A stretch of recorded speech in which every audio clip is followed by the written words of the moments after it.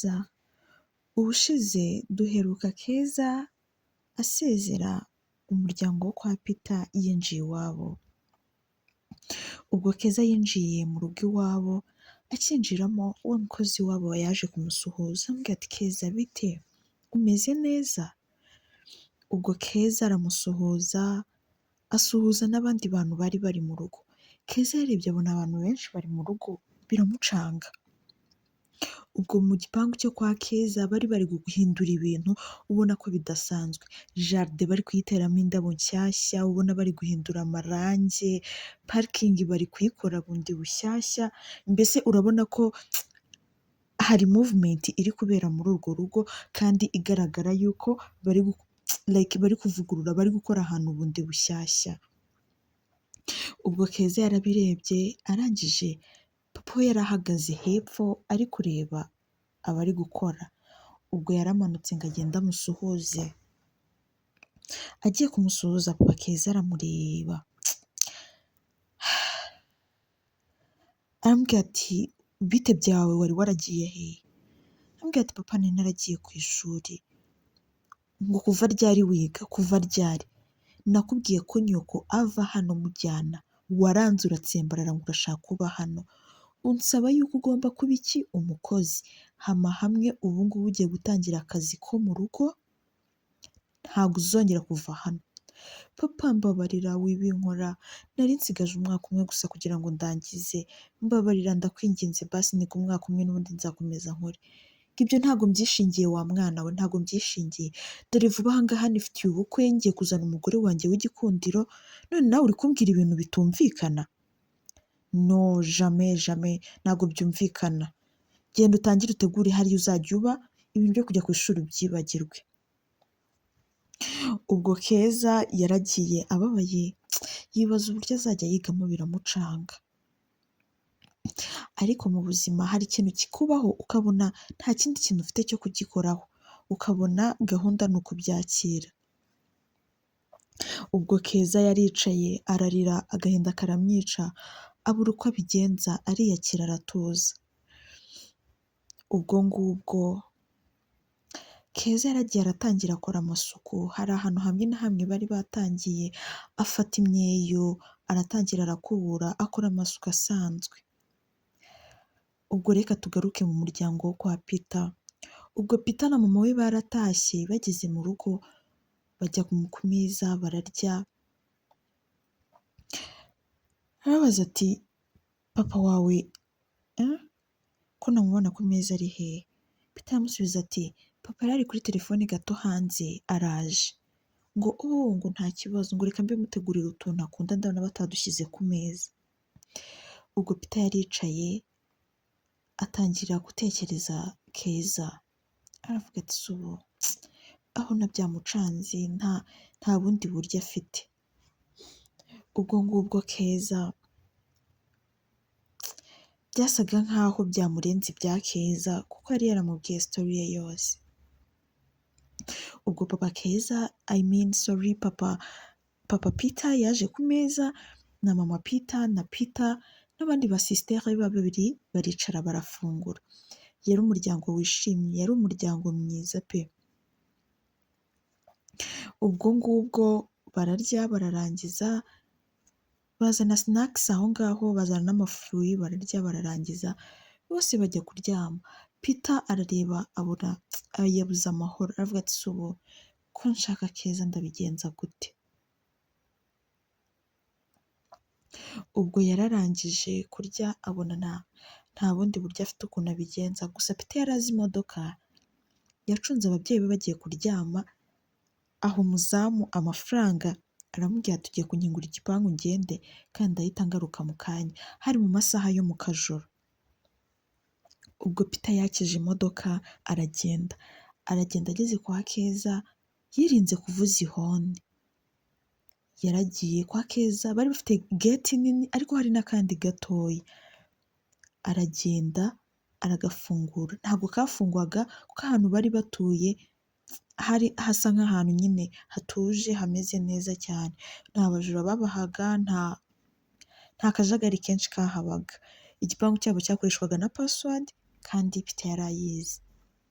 ubwo yarakanze arinjira, ajya ku cyumba cya Keza arakomanga cwe, arakomanga cwe, biramucanga.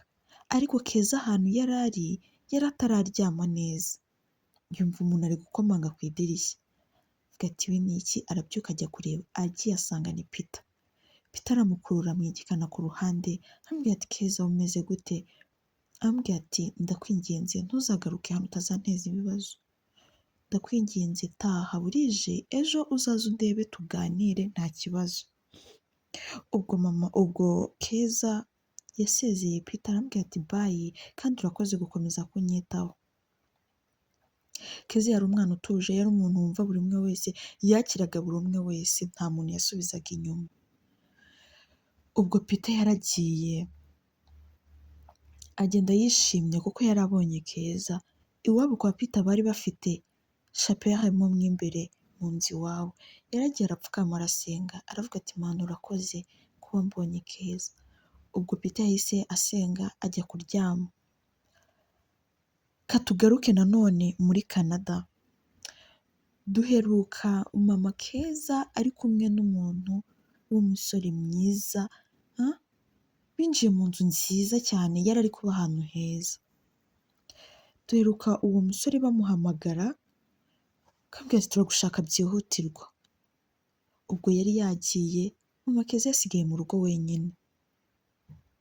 Ubwo aho ngaho hari umukozi, yaramwegera amuganiriza aramubwira ati wawu, ngo ni ukuri ngo uri umukobwa mwiza pe, ngo ntabwo twe tuzi ko bosi ngo yagira umukobwa nkawe, ngo kuko bosi ngo nagira abantu benshi avugana nabo, uri umukobwa wa mbere tubonye muri uru rugo pe, uri umunyamahirwe cyane. Ubwo mama Keza yaramurebye aramubwira ati ko icyo bivuze nta mugore yagiraga? Aramubwira ati oya ntawe, gusa nyine ahora ari bize, yagira akazi kenshi, nyine kumubona biba bigoye cyane. Ubwo mama Keza yaragiye yinjira mu cyumba, aratunganya ashyira ibintu ku murongo, araza atangira kwita ku rugo nyine nk'umuntu warugezemo, aratunganya ibintu byose bijya kuri gahunda, ajya mu gikoni ajya guteka. Ubwo yagiye guteka, arateka ibiryo byiza pe, n'umukozi amufashije byose biragenda neza. Umugabo we yatashye, reka mbivuge nk'umugabo, umuntu bari kubana yatashye kare, aramusuhuza ngo sheri ngo bite, aramusoma ku itama, yamubwira ati sheri bimeze neza, nuriye mu kazi ko mu rugo ndi kubafasha. Wawu, nawe imirimo yo mu rugo urayizi? Ati cyane ndayizi. Ngo byiza cyane. Ubwo ngubwo yahise amujyana mu cyumba ajya gufata shawa, arangije aragenda amutunganyiriza utwo kurya aratumuzanira.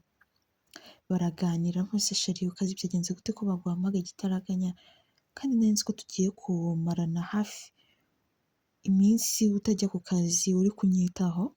Ambwira ati sheri akazi kacu kaba kagoye, hari igihe baguhamagara bitunguranye, gusa nyine iyo bazi ko ndi nko mu gakonji kuno, bampamagarira ibintu by'ibanze. Ubwo umugore we yaramwumvishe mama Keza, ubwo arafungura araruhuka. Ubwo nyine mama Keza nawe aba ari aho ngaho. Noneho umukozi yari ari hanze, yari yarangije imirimo yose, yibereye kuri telefone ari kuruhuka nta kintu bimutwaye. Ubwo mama Keza yarasohotse ngo ngo niko ngo bite byawe, ngo kubera iki uri kuri telefone, nta soni, ntabwo uzi aho amasaha ageze? Ubwo nyine yamubwiye nabi, umukozi biramutungura, like bwari nk'ubwa mbere abonye iyo shusho y'uwo muntu. Ubwo ngubwo nyine yaraje asubira mu kazi ke nyine nk'umukozi, ntacyo avuze, aratuza nyine kuko abazi icyo yaje gukora. Ubwo ngubwo mama Keza asubira mu cyumba, asanga umugabo we aricaye, aramubwira ati ambara neza dusohokane. Ubwo mama Keza yavuze ati wawu ugiye kunsohokana, ngo ni ukuri ngo ibi bintu ngo numvaga mbikumbuye, nibyo bintu nifuzaga mu buzima bwanjye. Yaramwegereye aramusoma, arambwira ati niwe muntu nifuje kuva kera kandi warakoze kuguma mu buzima bwanjye, ndagukunda. Ubwo mama Keza yaritunganyije, umva vuba vuba yitera makeup, yari mwiza nubwo yari yarabyaye ariko yari mwiza pe. Ubwo ngubwo yaritunganyije, aritunganya bien, atunganya n'umugabo we, baragenda bajya ahantu nyine bajya kwiyakira. Bageze muri iyo resitora bagiyemo, mama Keza yabonanye n'umuntu w'umumama yikangamo ukuntu, avuga ati what? Avuga ati sheri ahantu twaje twahavuye. Ambwira ati kubera iki? Ngo no ngo tuhave, ngo ndi kumva ngo I'm not comfortable please, twajya ahandi.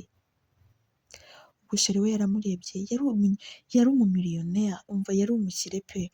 Ambwira ati sheri kereka icyo utifuza tugende. Ubwo baragiye bajya ahandi aba ariho bicara, umva barabakira neza, umugabo we yamuteguriye buke y'indabo arayimuzanira.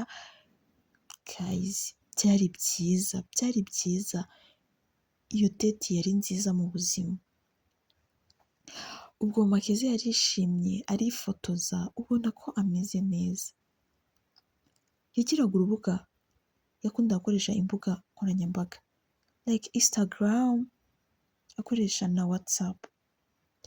Yashyize kuri Instagram nk'abandi bandi bose nyine, aravuga ati why not me? Avuga ati nanjye ngomba gupostinga. Uri kumva yari afite amafoto meza ahantu heza, arayapostinga pe, mu by'ukuri yari meza pe. Ubwo yarayapostinze, ubona ko atangiye gutwika, ni byiza, abantu batangiye kumufollowinga, batangiye kumuha amalike, bitangiye kuba sawa. Ubwo baratashye, bari gutaha mama Keza yaramubajije, none se sheri ko twavuganye ko nzajyana niga, urabona nzatangira kwiga ryari? Arangije arambwira ati sheri tuza ubu ngubu, ibindi byose ubindekere, wewe uziga kandi uziga neza. Ubwo baratashye bagera mu rugo, barishima birarangira. Gusa uwo mubyeyi ageze mu rugo mama Keza yasanze abakozi biryamiye already. Abakozi batashye bwije, umuntu bafunguriye ni umuzamu n'undi mumama umwe wakoraga muri urwo rugo. En fait urebye bagiraga ameza wagira ngo like agifite utuntu dushobora kuba twashyushya ibiryo bidashobora gukonja, anytime mwaza mwabirya bikiri fresh. Ubwo mama Keza yarahageze abona nta muntu uje kubakira n'iki, urukumva bakiriwe n'uwo mumama n'umuzamu wabakinguriye, abandi biryamiye. Yararakaye cyane, aravuga ati sheri ndaje. Aragenda abyutsa abantu bose, ababwira nabi, arabwira ati ni gute mwifata mukaryama tutarataha? Abwira ati ariko mabuja, hari umwe wasigaye, twe twumvaga turushye dushaka kuruhuka. Ngo muruhuka iki? Mujya mwibuka ko muri ababoyi, mujya mwibuka ko kuki mutamenya aho mubarizwa? Ni gute mushobora kuryama mbere ya mabuja? Mugira agasuzuguro, mu minsi mike nimutitwara neza genda bahindurira akazi, kuko musigaye mufite imico itari myiza pe. Ubwo barabyutse baragenda bambara imyenda y'akazi nk'ibisanzwe ngo bategereze mabuja na sobuja wabo bajye kuryama. Gusa uwo mugabo yari umunyamafaranga ariko yiturije, nta bintu byinshi yagiraga muri we. Icyamuhangayikishaga ni akazi ke, gusa ntabwo turamenya akazi akora. Uwo mutipe yitwaga Shema, yari umuhungu mwiza. Ubwo ngubwo baramurindiriye baritunganya, bahita bajya kuryama, nta nubwo biriwe baza kurya ko n'ubundi bari bariye. Ubwo bwarakeye mu gitondo tubona kwa Shema hari gukomanga abantu baraje, ubona ari abagabo babiri bafite udukapu, bambaye neza, bambaye amakositimu.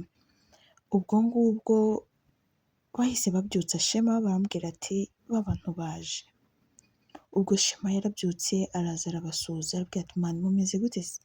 Sha tumeze fureshi. Se wa muntu tugiye gukorera ibyangombwa ari he ngo tubikore vuba vuba tugende? Ubwo mama Kiza baramubyukije araza baramufotora, bamukorera utuntu twose aho mu rugo, baramubwira ati ibyangombwa bye biraboneka as soon as possible. Ubwo bamukoreye buri kimwe cyose baragenda. Noneho mama Keza arasigara abaza Shema none se sheri bariya bantu bari kumfotora ibiki n'ibiki? Aramubwira ati sheri we tuza ndi kugushakira ibyangombwa. Ibyo wari ufite uza ni ibyangombwa by'agahe gato kandi ndashaka ibyangombwa by'igihe kinini ngo tugumane. Mama Keza what? Tugumane burundu? None se sheri si wamporomisinze yuko nzaza kukureba nkagusura nkaniga icyo gihe gitoya and then tukataninga in Rwanda akaba ari naho tuzaba? Kambwira ati tuzagenda tubirebaho gake gake. None se akazi kanjye kari hano uragira ngo nzagatinze tugende tujye kwicara? Mama Keza byaramucanze yahita atekereza uburyo ki yasezeranyije Keza ko azaza kumureba, atangira kwibuka ibintu byose abona biramucanze. Ubwo twigarukire inaha mu Rwanda tugaruke mu rugo rwo kwa Keza, aho papa Keza bari bakiri gutunganya aho ngaho ibintu bimeze neza.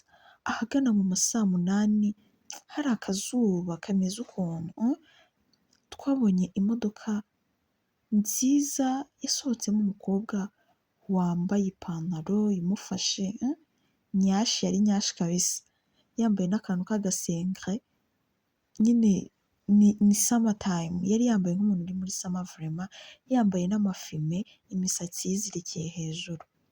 Tubona asohotsemo umukobwa mwiza, tubona arasunnye ku gipangu, ahita akuramo fime arazambara ku mwenda mu gituza. Twitegereje neza dusanga ni we Ubwiza. Ubwo baraje baramukingurira, ni Keza waje kumukingurira. Ubwo yamuciyeho yanamusuzuguye cyane, arangije arikomereza aragenda. Ubwo sheri we yari ari aho hafi yari ari kumureba, haza aramusubiza ngo oh mon cœur ngo umeze gute? Ko vraiment nari nagukumbuye ni ukuri, umva ngo sinjye uzarota tubanye pe, kuko kwihanganira n'amasaha abiri ntakubona, umunsi ugashira, it was so hard. Ni ukuri ndagukeneye iruhande rwanjye sheri. Bwiza arangije aramureba aramubwira ati sheri nanjye ndagukunda cyane si ubizi? Nanjye ndagushaka iruhande rwanjye pe, ndashaka ngo tujye duhorana, ariko urabizi yuko tugomba kubanza gusezerana, tukajya mu murenge tugakora mariage kugira ngo tubane mu buryo bwemewe n'amategeko, tujye dukora buri kimwe cyose. Papa Keza aramureba ngo erega sheri ngo nkunda ukuntu uzi ubwenge, ngo uzi ubwenge rwose pe, umva ahubwo sheri ngo tugomba gusezerana, tugomba gusezerana ivangamutungo, uri kumva? Ivangamutungo risesuye sibyo? Kugira ngo hatazagiraho ikindi kibazo kiba. Bwiza yumvishije ako kajambo aramwenyura avuga ati wow. Ubwo yahise amusoma ku itama aramubwira ati sheri njya muri toilette ndaje. Ubwo Bwiza yaragiye yinjira muri toilette, arangije aravuga ati ariko sinari nzi ko kuri iyi si hakibaho abagabo b'imbwa pe. Umugabo yari afite umugore mwiza umukunda umwitaho, ariko akurikiye ibintu mu minota, hakurikiye ubwiza uburanga mu gihe gito bushobora kugenda, ngo ampaye ngo ivangamutungo risesuye, ngo cyakoza ngo njye nzaharanira ko byose binyandikwaho, ngo ubundi nkagusiga warasaze mu muhanda wirirwa usabirizwa. Ubwo Keza yarihanaguye yoga mu ntoki, arangije aragenda avuga ati sheri bite umeze neza? Keza sha nari meze nabi, biba ngombwa ko nza mbanze njya ku bwiherero. Ubwo papa Keza yaramubwiye ati sheri ngo ngwino wicare hano. Ubwo yaramuteruye, nyine ubona ko bari mu gihe cyiza, bari mu gihe kiryoshye. Noneho Bwiza arangije aramubwira ati none se sheri nitumara gukora mariage tuzajya mu kwezi kwa buki hehe? naho umugabo arangije arambwira ati ngo sheri aho wifuza hose niho tuzajya, ni weho mu buzima bwanjye, ni weho umva niwe nari ntegereje, ntacyo ngomba kukwimaho wumva ushaka. Ubwo umukobwa yaramurebye aramubwira ati sheri nongeye ndashaka kujya ahantu hamwe gusa, ndi kumva nshaka ko tuzaza tugakorera honeymoon yacu hano mu nzu, noneho kiriya cyana tukacyirukana, ko njye ndumva ntazashobora kuba hano gihari pe, ko tugomba kugirana honeymoon, uri kumva uriya mwana atari hano. Ubwo papa Keza arabyumva aravuga ati sheri buri kimwe cyose wansaba nagikora, n'ubundi kiriya cyana ntacyo kimariye hano, sinibaza impamvu rero yaba akiri hano, namwirukana rwose sheri, ahubwo ndaza kumubwira aze gutunganya utwe ashaka iyo ajya, ajye mu miryango yo kwa ba nyina, n'ubundi amvira aha ntacyo ari kuhakora. Ubwo ngubwo nyine ubwo baraganiriye, Keza yari ari mu gikoni atetse nk'ibisanzwe ari gufashanya n'umukozi,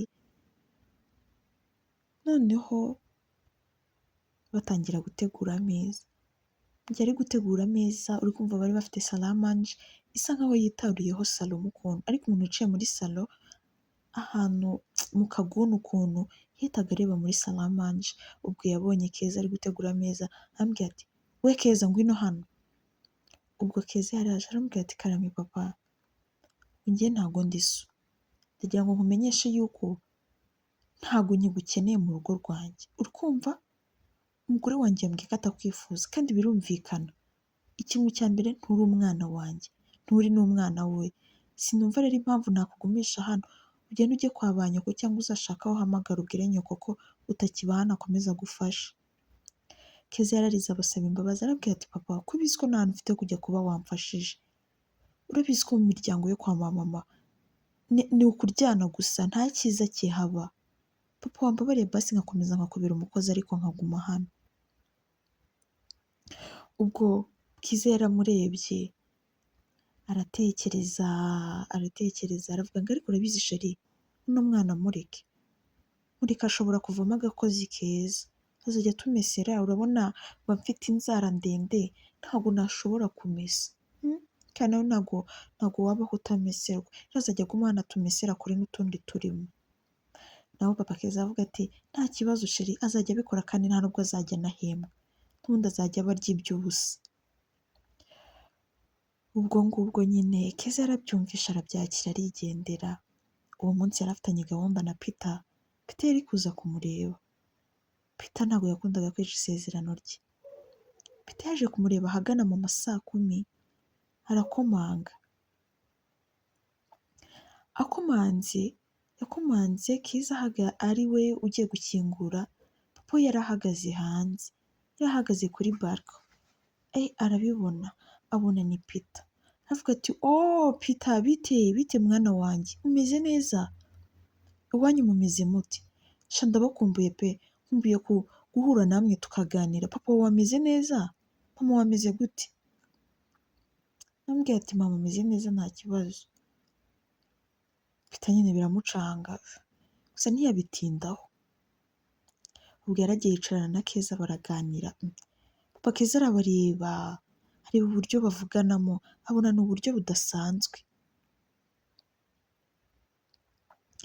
Arangije aravuga ngo se abana baziranye hehe ku buryo bavugana kagene nk'aka ngaka.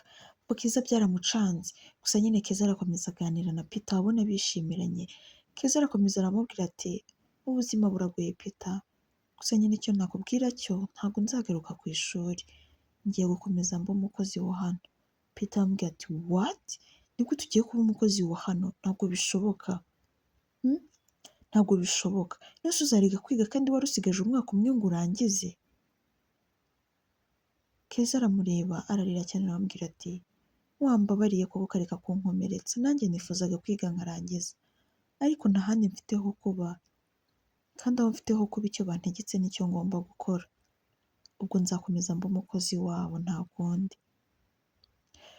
Ubwo Peter yarabyumvishe biramurenga, yumva arababaye cyane, biramurenze, aravuga ati what, papa wawe niwe wakora ibintu nk'ibi koko? Ntabwo byumvikana. Sha Keza ndumva utorohewe, gusa ndaza kureba uko ndi buze kugufasha pe, gusa ndi kumva bikabije noneho papa wawe ari kurengera. Keza aramureba aramubwira ati we ntabyo uzi, iturize njye nzashobora kuba muri ubu buzima, n'ubundi nibwo mama yansizemo nta kundi nabaho.